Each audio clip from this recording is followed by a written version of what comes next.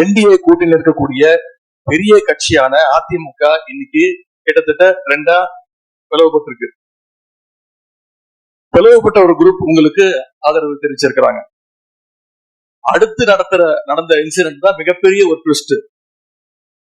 பிளவுபட்ட குரூப்ல இருக்கக்கூடிய ஒரு தலைவரோட வீட்டுக்கு ஒரு புது சோஃபா போகுது. சோஃபா பின்னாடியே புது முதலமைச்சரும் அந்த வீட்டுக்கு போறாரு. புதுமையான ஆட்சின்னு சொன்னீங்க. இன்னைக்கு புஷ்பா பட பாணியில ஆட்சி நடந்துகிட்டு இருக்கு. தமிழ்நாட்டு வரலாற்றிலேயே முதன்முறையாக, இந்திய வரலாற்றிலேயே முதன்முறையாக ஒண்ணு நடந்திருக்கு. என்னன்னா, கட்சி தாவறதுக்கு முன்னாடியே அந்த குரூப் தலைவர் வீட்டுக்கு போய் இவ்வளவு ஓப்பனா அவங்களுக்கு இன்விடேஷன் கொடுத்தத இதுவரைக்கும் இந்தியாவில யாருமே பார்த்தது கிடையாது. இத பார்த்துட்டு மக்கள் இன்னைக்கு என்ன தெரியுமா கேக்குறாங்க? சேஞ்சுன்னு சொன்னீங்களே, இந்த சேஞ்சுக்கு பின்னாடி மிகப்பெரிய எக்ஸ்சேஞ்ச் இருக்கோ அப்படின்னு மக்கள் சந்தேகப்படுறாங்க.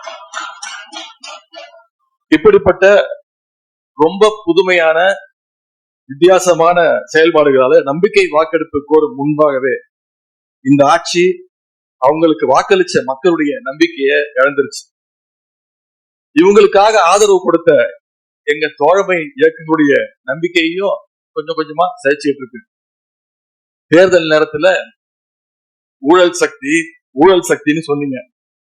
ஆனா இன்னைக்கு சோசியல் மீடியால மக்கள் உங்களை பார்த்து கேள்வி கேட்க ஆரம்பிச்சுட்டாங்க. என்ன கேட்கறாங்க தெரியுமா? அந்த ஊழல் சக்தியோடு சேர்ந்து இருக்கக்கூடிய ஆளுங்கட்சிய இப்ப என்ன சக்தின்னு கூப்பிட போறாங்க. கிளீன் கவர்மெண்ட் சொன்னாங்க.